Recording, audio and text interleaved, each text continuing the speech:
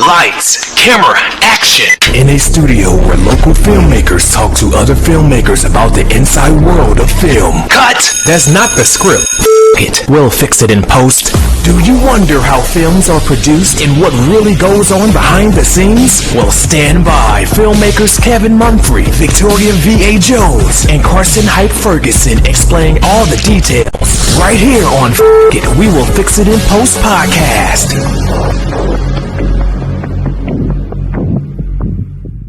Good morning, good afternoon, and good evening. Whatever time you are listening, we thank you for doing so. This is It. We Will Fix It in Post. I am your host, Kevin Mumphrey, and with my partners in crime, Victoria V.A. Jones. What's going on? And Carson Hype Ferguson. Yeah. Today, we have a guest who is an actor originally from Memphis, but is currently in Arizona. Let me introduce you all to Orlando Briggs. How are you doing today? Doing all right, my brother. How about yourself, man? I am hanging and banging, as I like to say. Say what? I've said this before. Only on the I left don't side. pay attention. Only on the left side. See? Because you said that, too, when I said it. Yeah, I don't pay attention to y'all. Go ahead. Anyway, we're going to start off. So, how were you bitten by the acting bug? Oh, man. It's been like, some years ago, man, because like it was a church I was going to back home, and I got into the stage play, man, and I realized how much I actually enjoyed doing it. And I was like, wow, I think I'm pretty decent at this. So there was that. And then, a certain member of this podcast, I'm not going to say any names, convinced me to take it a little bit further. And, once I got on the set of Brian Banks when they filmed that back in 2017, met someone there who happened to be an agent and just kind of took it from there. The somebody was me, by the way. Of course it was. Damn right it was. I'm not going to be shy about this. He said, I'm not just going to name drop. Years talking me into it. So, he literally spent 5 years talking me into it. So and sometimes because if I travel to Memphis and if I do any work in Memphis, my travel from Nashville to Memphis is considered work mileage. And I put that on my taxes. So since at this point, I don't think we had seen each other in a little while. And it was like, they were looking for other extras. And I was like, well, you may as well hang out and make money. So I bring you to this set, and I've always known he had this like quality about him that people kind of he walks into a room, people look at who he is. And it literally happened in this situation. Two random halfway drunk white girls spoke to us. God, I can't remember their names. But I believe you got one of their numbers. What was the... Oh, don't put him out there like That was a wild night, wasn't it? Man, Don't put him out there. it wasn't wild, but it was fun. Because we ended up at the end of it hanging out with Judge Joe Brown. Does he live in Memphis now? I believe he still does. Because I saw I'm pretty sure he does. I saw about 5 interviews, and they're all from Memphis. Yeah, he does. Because, Yeah. he used to be a judge in Memphis Yeah, before his TV show. I knew he had a Memphis connection because he knew the whole Johnny Cochran thing and knew the whole legal. Yeah, he was a judge. Like, I've had several cousins go in front of Judge Joe Brown. Like he's very, very short in times, especially when you rude. Oh, I think he goes to work waiting on someone to get rude. He's like, I thought I told you. Like certain people get up with "I wish a would" type of vibe. He be like, you come in my courtroom looking like a fool. If you had a little bit more bass, you pretty much got Joe. Oh man. But anyway, yeah, it was an interesting moment because I believe you met also a lady who ended up being your first agent there, right? Yeah. And I think you even talked to one of the actors there. Yeah. I forgot which one though. Cause I remember one guy, he was trying to talk to the actor, but the guy who played Brian Banks, he was trying to like talk to him, and this is on set, and he's like in the zone, like he's in character, Right. and he's like, man, I don't know why he don't even want to talk to me or nothing like that, man. He acting bougie, like, dude, he at work, like, what you doing? Well, it's kind of like most actors, right? He wasn't no actor. He was just a street dude making a little money. But he was like, oh, we try to get a photo or an autograph or a famous Yeah, person. yeah. Oh, you better wait until after everything done. No, I'm saying when actors are like on set, when an actor is in their role. Yeah. You know what I'm saying? You can't really. Certain actors have different ways of preparing themselves for that role. So before they yell action, you know, He was, they got to prepare themselves for the role type deal. and he looked ready to go, but homeboy didn't. He didn't get the memo. Just put it that way. So what you're saying is don't go Christian Bale. He wasn't that. He wasn't that in the zone, But I understand that though. I'm talking about Christian Bale, but I understand that because in any, like for myself, if I'm going into a project, I have a certain mindset. So it might look like I'm confused or I'm upset when I'm really not. I'm just going through things in my head and I'm trying to figure them out in my head before we start something. So it's kind of like it's happened before. I'll be on set. So if somebody like kind of like I almost nudge you to actually be like, hey man, yo, check out this, look at this photo on Instagram, or something that's just completely out of the loop. I'll just look at them like they're crazy, and I'm like, no, I don't have time for that. Like, and then it's like, what? Have you experienced anything like that on set, Orlando? Yeah, you know what I mean. And that was one thing that I learned from that experience. You know, that one and another time, the second time I was on set, man, it's like different actors, you know, they be like mad focused or whatever. You know, which you can understand that, but then there are others that you see on set that they're just, you know, they're okay with socializing with a few of these while you're out there, even in between takes and all of that, man. And it's just one of those things, you know, as an up and coming actor, I just took that as an opportunity to learn from each of them and say, okay, you know, see which one works for me. Because some people, yeah, you know, it's easier for them to be able to work without a bunch of people on their face. So with acting, you know what I mean? Do you like look at certain people and look at their roles and like take from that when you go into a project that you're acting on? Oh, absolutely, absolutely. I mean, like literally every project I've ever worked on, I learned something from someone. So definitely, absolutely. So, like, you was also doing background for was it Christmas and Graceland. So, like, what kind of little things you learned that almost things that you think an actor should learn being in a background role? One, to pretty much be ready for whatever, doing that. Because, different directors have different directing styles. They have you, just in all kinds of different spots at one time.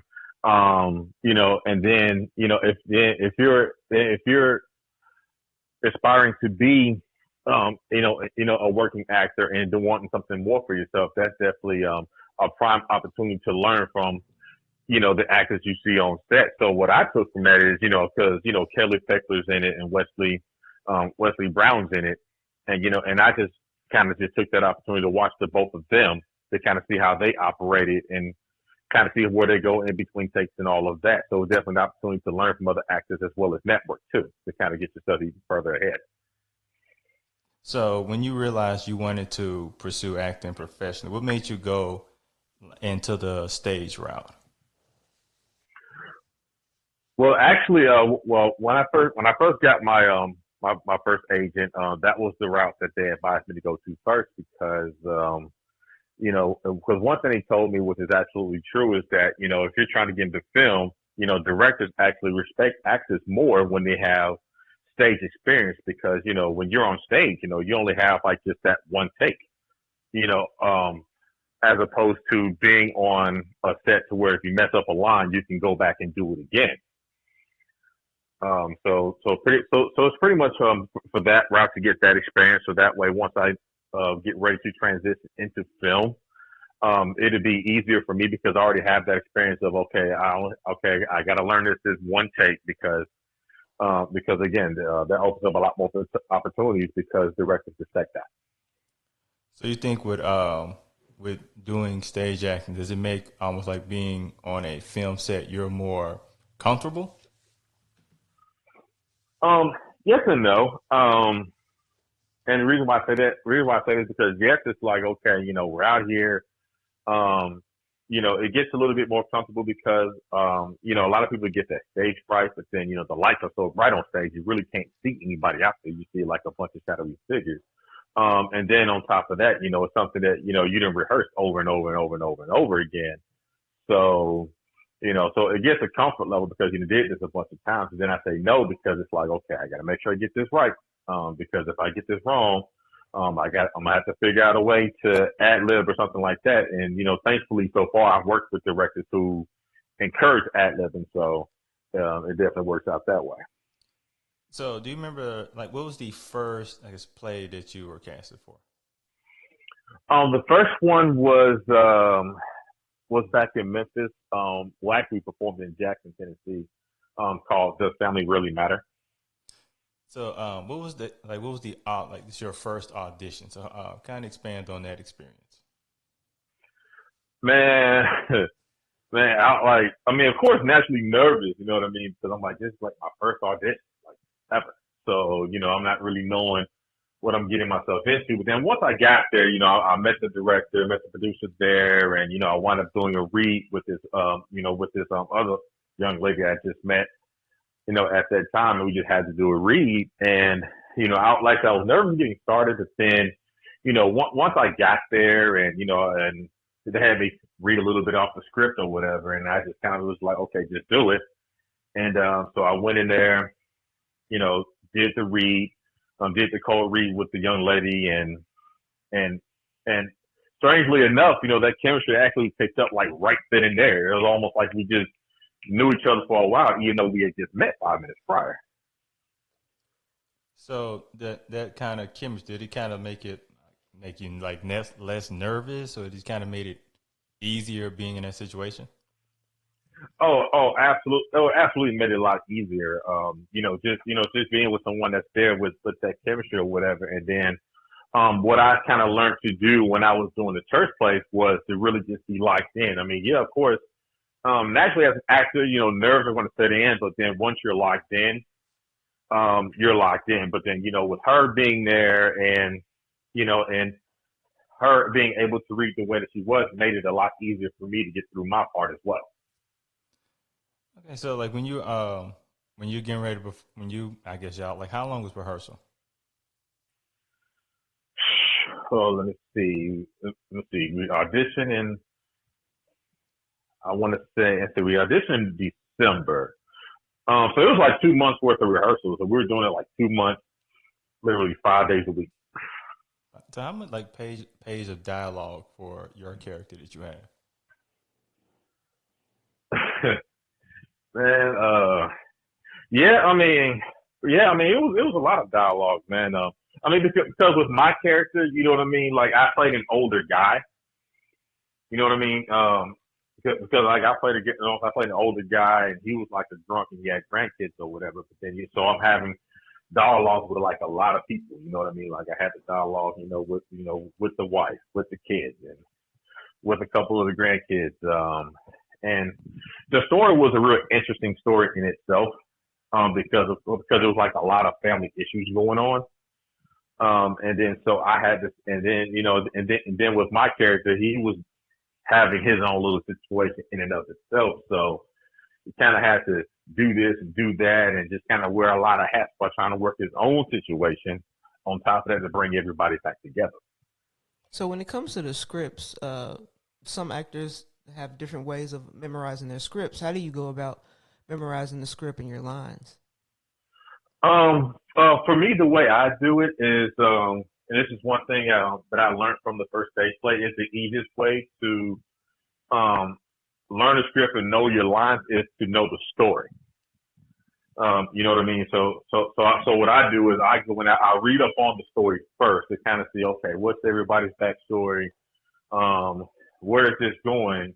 And then once I get that part, it gets kind of easier for me to memorize the lines because I know the story that comes with it. Right. Because of, yeah, and you know what I mean? Because of course the lines are going to tell the story anyway. Yeah. So when you get ready to perform for the first time, this play for the first time? Do you remember, like, were you nervous, anxious, excited? Like, how were you feeling? Man, I was all those things, man. Like I was like, oh my gosh. I'm like, yeah, these ain't the church plays anymore. Because I'm like, you know what I mean? Because it's like, because like I'm out there and I'm like, okay, there's a bunch of people out there on the stage, got these bright lights, and this is something that I've been rehearsing like a lot over the past couple of months, and now we're able to actually do it. But then at the same time, I had to think about it too, like, okay, this ain't rehearsal because I can mess up in rehearsal and it'd be okay. We can kind of go back and fix things, but here can't really do that. But again, I was thankful that director gave me gave all of us a lot of leeway in terms of ad-libbing to where, okay, if we mess up, then, okay, we can ad-lib a little bit and kind of go from there. But, yeah, I was nervous at that. But usually, when you do stage plays, the audience doesn't know you messed up anyway. So if you're the only person that knows you messed up, right? So you can always fix it. Like right then and there, you can fix it, and the audience won't even notice. Exactly. And that's the thing. And that was actually the thing that the producer told me right before the show. And I was like, you know what? You're right. Because at the time, I didn't think of it like that. Right. You know what I mean? But and that's why, like, I love directors that let you ad lib, because you have some that make it go by the script, and you're just like, okay, how am I gonna fix this? And at the same time, when you ad lib, that's more of your own personal character that you tie into that character that's on on the script. At the same time, you're putting yourself into that person, which makes it even better. Exactly, because at that point you're making it your own. Right. So I actually did see someone mess up in a stage play once, and the only reason we knew he messed up because he like called too much attention to it. Yeah, he just looked at us, had his hands like, oh, my bad. Well, yeah. Of course, you gotta know they messed up. Here's the thing, it was so I never expected that, so we really thought like, oh, part of the play is this. My bad. And he goes, let's do that again. And he like started all the way. Are you serious? Oh, that's serious. real bad. And oh my God, there are some people going, man, this is a weird. Like, this is a weird. I've never seen this Hamlet before. That was kind of like it took us a few minutes to realize, no, he really f***ed up. Well, that's bad when the audience can tell, but then to do it like that, right? Oh my right. God. It's not that we told; he told us. So it ruined everything. It took everybody out of the story. Nobody's like thinking about that anymore. Yeah. It's a huge distraction. Everybody thinking, him going, oh, my bad. Hey, let's do that again. And my God. So now we're all the entertaining part was like the pissed off look in the director's face. Because you just look at, because you ever just seen somebody go, oh, yo, he gonna whoop that ass in the car. That was the look. Yeah. And this was a Memphis play. And this was a Memphis director. Yeah. He definitely got the business. Wait till everybody leave this. Oh man. Oh my God. Me and you gonna talk, homeboy. Me and you gonna talk. Like, I can have my Memphis, but when something like that happens, it don't matter. All my Memphis finna come out. And leave.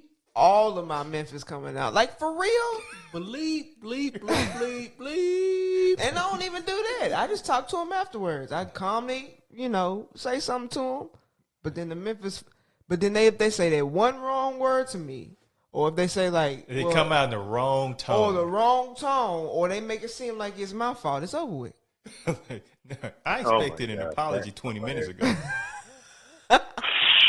It's like, fortunately, I haven't ever had that where I've been on set or working with somebody, and I had that moment where like, who the you talking to? And like because in life, you have plenty of those moments exactly where you have to really check somebody. Yeah. Yeah. Man, that required a room too. If everybody's kind of talking, and you hear, yo, who the you talking to? And like, hold on. Yeah, everybody here snap. Everybody here gonna snap. Everybody like, ooh. Display. What's going on here? We got a problem. We need to fix this right now. Exactly. I know what those words mean. Oh But would you say like doing stage play, does it help you with ad-libbing? Think you're a lot better at it? Yeah, definitely like over time because, and then what makes it a lot easier is when you have, actors there that, one that you actually get along with.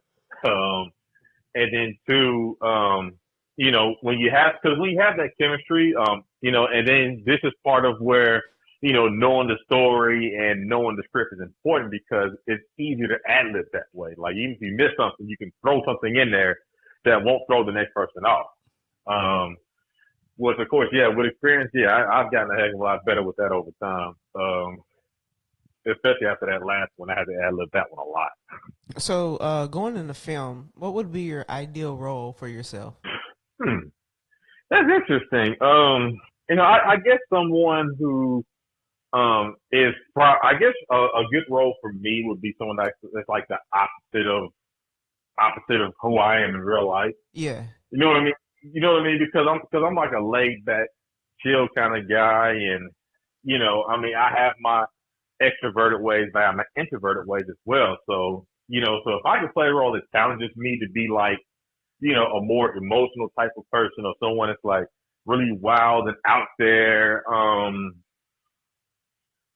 like Mike Tyson. and like Mike Tyson. I was thinking more of the Joker. Bottom thing, you know what I mean? Like, because it'll be something challenging for me. You know what I mean? So you like challenging things, like something that you'll have to work at to make great type deal. Absolutely. I got you. Now, what as far as a genre that you would like to pursue more? I would say comedy, but then that would be too easy. But I would say something like a drama or a thriller, something like that. Thriller, almost like a Key and Peele type thriller. Yeah, something like that, or suspense. Yeah, suspense. Like, so what's that show I just recently watched on Netflix? Designated Survivor, like something like that. What is that about? Designated Survivor. It's a show on Netflix that stars Kiefer Sutherland, right? And with his character, he starts off as the HUD director for the White House, and Designated Survivor is like, okay, they got the person that sits back when the rest of the government's going somewhere just in case something happens. And in this particular show, the state capitol blew up, and the entire government was killed right then and there. So this guy goes from the HUD director to becoming president because everybody else in front of him is dead. Wow. Wow. I gotta watch that. I might watch that tonight. I'm telling you, it's interesting as heck, man. I'm telling you. If that happened in 2020, it probably would. At this point, anything can happen. We got one more month until we out of 2020? Man, I'm telling you. It feels like 5 years. Exactly. It feels like another decade. It's not even a year that we just went through. It's just a year we survived. Remember all those little stupid posts we had last year? Like, 2020 vision. 2020 going. No, yeah. New year, new me. That's played out. This year, this me has been beating the the exact opposite. You know what? I'm not even gonna lie. Personally, and I've struggled a couple, in years. Personally, the struggle has been real this year. I can't even lie. That's not a T-shirt. Not just for the world. Yeah, okay. Every year is a little crazy. The world been through some stuff too. But go ahead. But personally, it's been a little bit of a struggle this year. I ain't even gonna lie. Like I went through some obstacles that I never thought I would have to go through. Right. I don't know. 2 years ago was rough for me. So you saying this year is like what? Like emotionally, like 2 years ago was real rough. But this year, I'm talking about this year. Was it this year? That year worse than this year? Yeah. Okay. Yeah. So 2018 was your 2020. Oh wow. A whole bunch of ups and downs. Family was acting all out of control. I was like, man, I must be close to some money or something, because everybody is acting out my life. I'm like, oh man. So this is what success feels like. Right. Okay. I got that before. But the money didn't come. But that's what I'm saying. But the money didn't come. And the whole thing about that is, along with social media, and I'm pretty sure Orlando can feel my pain on this. People see you on social media, and they see the things that you're doing, and they assume that you got all this going for you, but you're still going through the struggle. So you're not there yet. Okay, technically, but it looks like you are. It looks like you are. You are not there yet. All three of us work regular jobs. All three of us got to get up and go to a job. They tend to don't see that regular job that you have on your social media. Right. It's but at the same time, like, I don't even put my regular job on social media. Nah, I definitely don't do that. Yeah. I don't either. Do you, Orlando? No, I don't at all. Right, exactly. Most of us don't. You know what I'm saying? That's just because we don't. So we post all that stuff that we're doing, and people see that.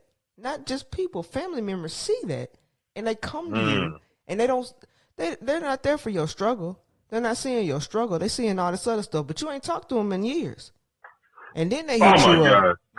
Then they hit you up, and I'm just like, I was broke about 3 weeks ago. Where was you at then? Like, I got some money right now in my pocket, but every time I post something, you see this, and then you gonna congratulate me. Oh God, I can go in on that. Oh my goodness. Oh my goodness. I do put my jobs. Well, I did, and but I didn't realize. Yeah, right. Yeah. So what I realized is my regular jobs is probably looked at as more of an accomplishment than people that I grew up around. Yeah. They never even thought to do the type of stuff that I'm doing. Right. So now you have like a new cousin or someone they thought you was cute in high school just randomly friend request you. Oh, I got. That's why my DM's blowing up. I don't know if it's because I lost weight or just I'm doing all this stuff, but my DMs are blowing up. Do you hear me? And I'm just like, back in high school, you really didn't like me. So I don't know if it's because of this or because of this that you all in my DMs. Mofos is nosy. I'm telling you that right now. They are. Look, I know this one cat, me and him, on site. If I saw him to this day, I'd probably feel the same way, and I had to stop myself. This dude threw a basketball at my head in like 5th grade from across the gym. And like ever since then, I would get off the bus at his house, dust him up, and then walk back to the house. And it'd be like 10 miles.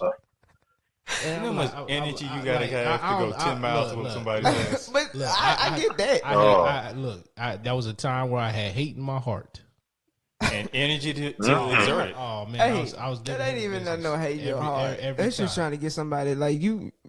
That's just. I'm like, but if you just trying to prove a point. No, right? but don't play with me. If it's like once, twice a month, I'm like, yo, I'm like, hey, it's time. It's time for your appointment. It's time for your appointment. Like people like that hit you up, right. And I'm like, no, you know, exactly. that I don't want nothing to do with you, man. Oh, of course. Yeah. People that rejected me and stuff like I had a crush on you back in the day, and now you want me? Like, what is that? Look, I'm and telling now you, you're like, you're not even my type anymore. I'm telling you right exactly. now. Like, what are you doing? What are you doing in your life right now? I don't know what kind of energy that some people think I give off, but I'm telling you right now, I am not the back. And like for real, like you ain't gonna go over there and then try to come back over here. Like that, we don't do that. Oh my God, we don't do that. They do it. You're like, yo, I must got the wrong shirt on. Yeah. What the? I'm like, yo, like I know today I wasn't wearing my favorite color. But, what in the hell this says approachable on this shirt? I'm like, no. I'm the same. Oh my God. But Orlando, you want to like you've had some like old friends start hitting you up or exes or brand new cousins. They wasn't what you shooting in the gym. Mm-hmm. Oh my God. Like, man, I could write a book on that, man. Like, cause matter of fact, like, cause in case y'all don't know, like, Kevin and I graduated high school together. So he knows pretty much everything that went on when we was over there at Overton, and some of them start hitting me back up. Oh, I hear you famous, you acting now. And I'm like, famous where? Like, like I'm working on some stuff, but I appreciate it. Then of course, exes hit me up in the DMs, the ones I ain't blocked already, talking about, oh, I miss you, and I hate doing things, and maybe we should try again. And I'm just like, nah, nah. I mean, because nah. I'm like, one, I have a woman, and two, I wouldn't even go there because right. And then family members. Oh gosh, it's like up and down because you have because I have those that haven't. Ain't been supportive, and like my man said, ain't been with me shooting in the gym, but then all of a sudden they see me do a gig. Oh my gosh, like I'm so proud of you. I knew you could do it. Hey, we go Mike Jones on him. Right. Come on, man.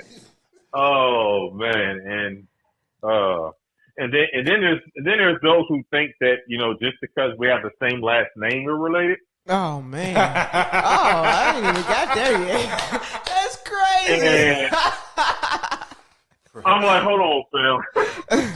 This is just a coincidence. Some redhead Irish dude. Right.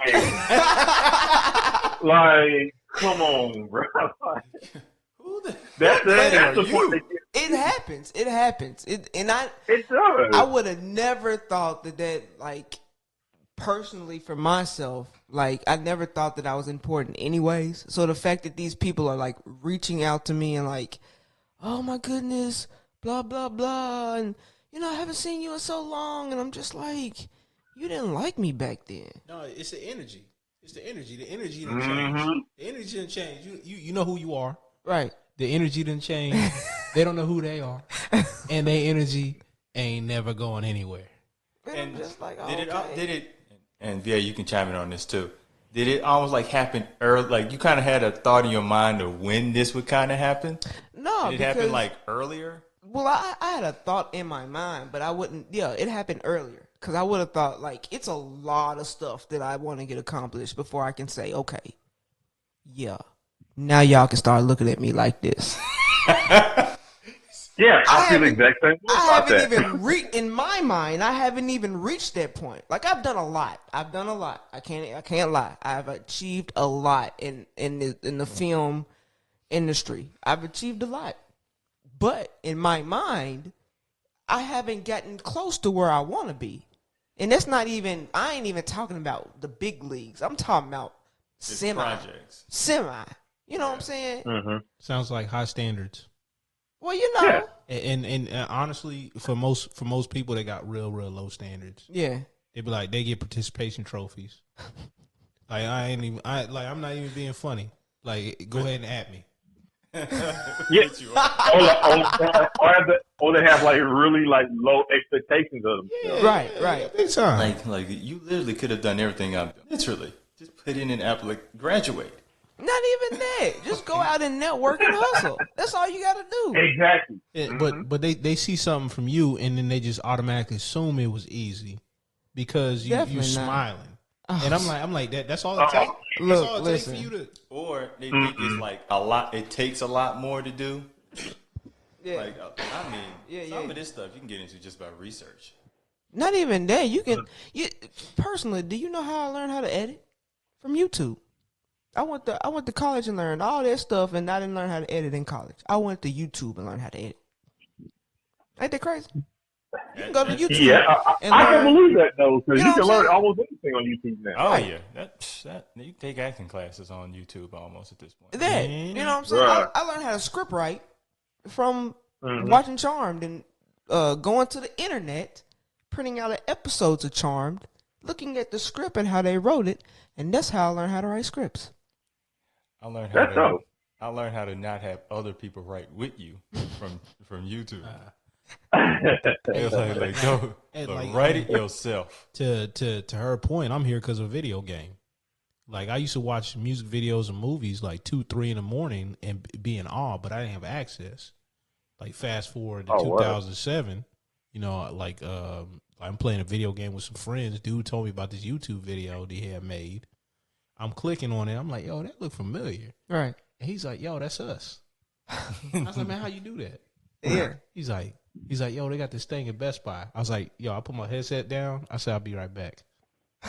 I got everything set it up, like 8 hours the first day, and then like 6 hours the day after that or whatever. Right. Like just editing. That wasn't even gameplay. Yeah. So I got all this stuff, whatever, and I was like, yo, I want to see where this goes. And it's easier now. Here's where it goes right now to this point. Yeah. Imagine where else it goes. Right. Yeah. So Orlando, for you growing up, when you what was like your favorite type of genres of music? I mean, music, films to look at, film or television. Like, what were you mostly into? Honestly, I was mostly into dramas back then. Okay. You know what I mean? Because Menace to Society was like my favorite movie for the longest time because of how gritty and real and raw it was. Yeah.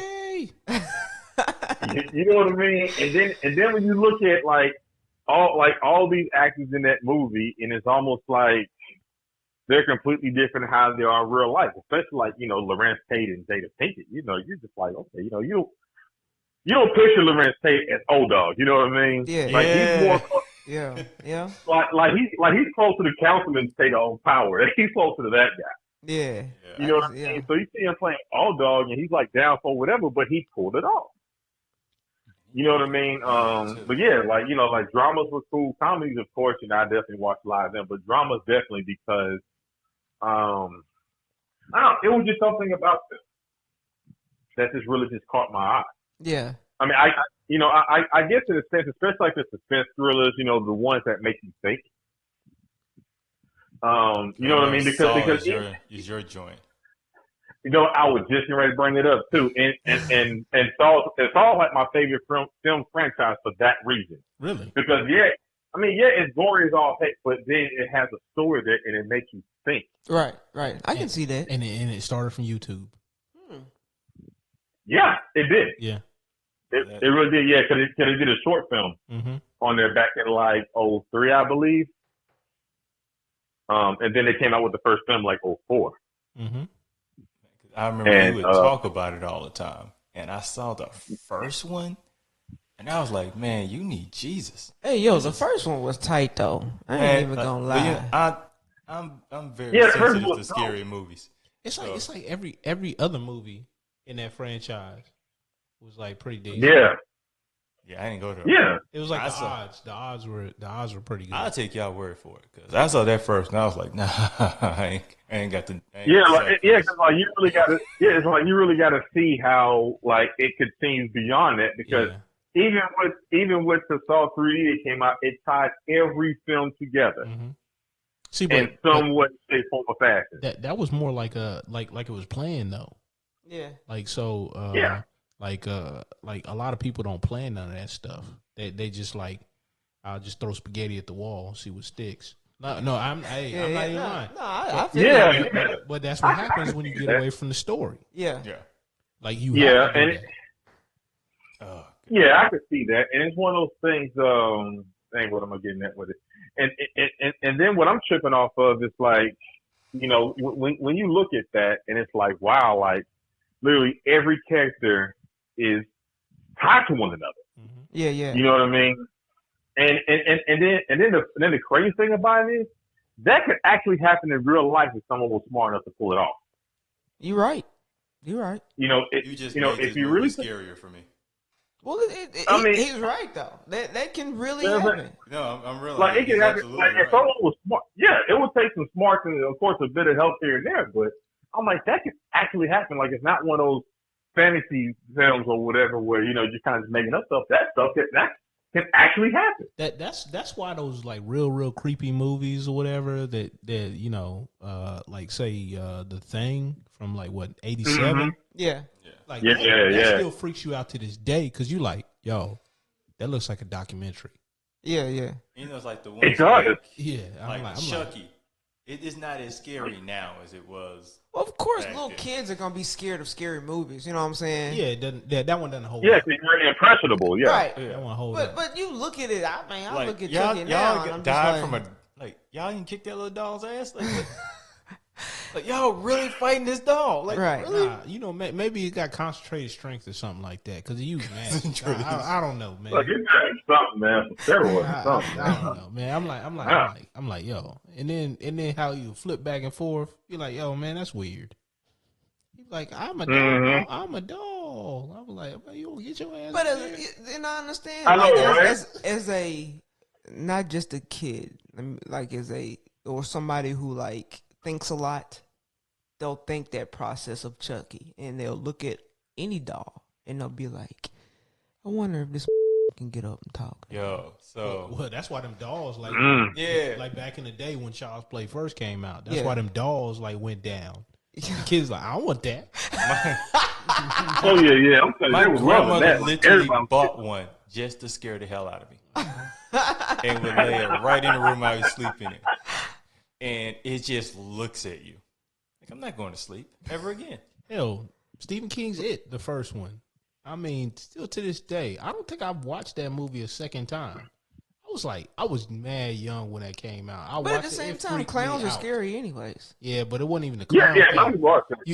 You had all the other stuff like he's like, hey little boy, he's in the sewer. I'm like, that's wild. Listen, I had cousins who lived down the street from me, and they love scary movies. And it was one time where they tried to make me watch it, and it wasn't gonna happen. Oh, hell. And I was young; it wasn't gonna happen. It wasn't happening. Look, I used to walk like a triangle in the road. Yeah. And we lived in Alabama at the time, and my dad was in the military, so he was gone for like that year. Yeah. So I couldn't run to him, whatever. He would protect me from the monsters or whatever. So I would see the little drain thing, and I would go to the center of the road and then come back.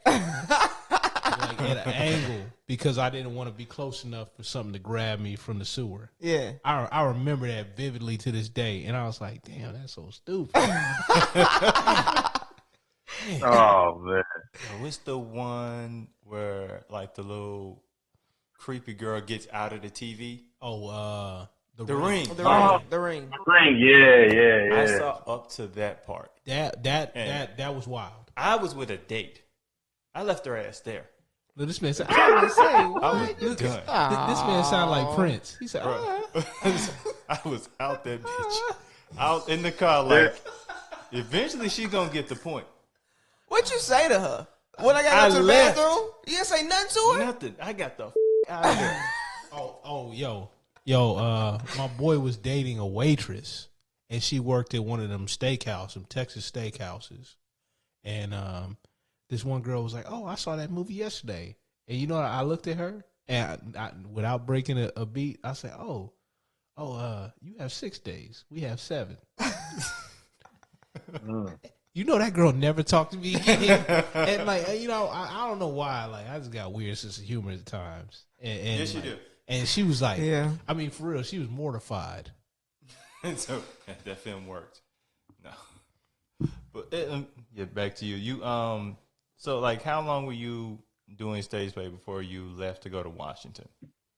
Well, actually, it was just that one. Because I did that stage play like in February, and then I moved to D.C. like in September of that same year. So it was around the same. So like, you're in a new state, a new city. So how did you kind of get yourself kind of out there within the theater scene in Washington? Well, that one was kind of like the luck of the draw because when I first got there, I was like, okay. Now I was already told that I knew a few people out there that they have an acting circle, even though it's rather small.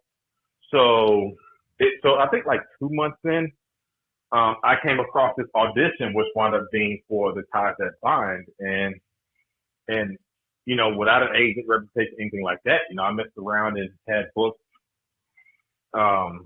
you know, came across and I booked an audition there.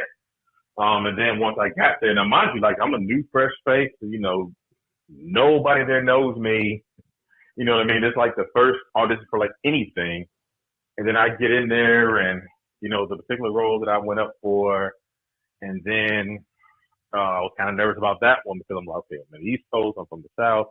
I don't really know how they're going to do, you know, with folks in outside or whatever, especially when everybody that's in the acting work there know each other. And then, I guess I did a good enough audition because they came in like the next day to me and they're like, hey, welcome to the cast. And that was that. So would you say people out in Washington were a little more opening than you thought they would have been? Absolutely, by a long shot. I mean, matter of fact, a lot of those people I worked with out there, like I still keep contact with them to this day. Because the directors there, so I worked with 3 different directors there. All of them were black women. They were definitely very opening to me. Even the actors that I worked with, they were definitely very. Hell yeah! Shout out to all of them. I'm telling you, man. And then the actors I worked with, they were very open to me and all of that. And then of course a lot of them came to me wanting to know me because they're like, okay, who's this new guy? You know what I mean? Because everybody else there knew each other. So to see a new face there, they're like, okay, he has to be good for, for somebody to, take a stance on him, and he just got here. Right. You know what I mean? You know what I mean? Because by the time I auditioned and got the role, I had only been on the East Coast like 2 months. Oh, okay. So yeah, I had only been there like 2 months, so I had even, had opportunity to really just get out and really just get to know like a lot of people there.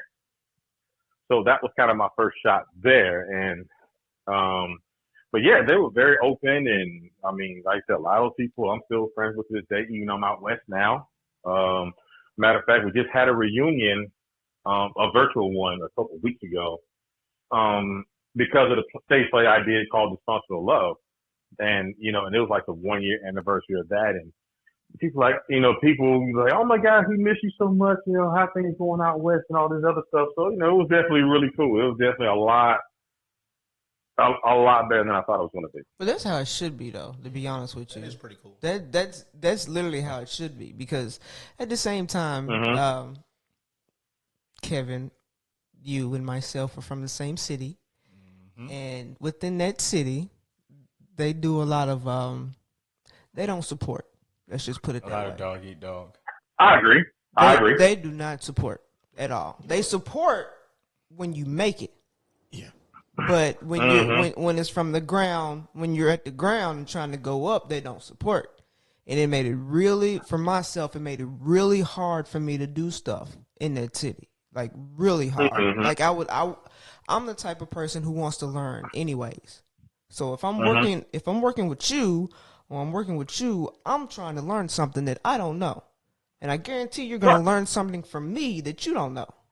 And that's how it should be. Yeah. Mm-hmm. But at the same time, the fact that Orlando, you left and you got all that love from that spot, and you're still getting love from that spot even though you're not there anymore. It's pretty cool. You know what I'm saying? Yeah, it is, because it's a contrast from what I got in Memphis, because it was like once I moved, the agency there and all the acts I worked with there was kind of like, okay, good riddance.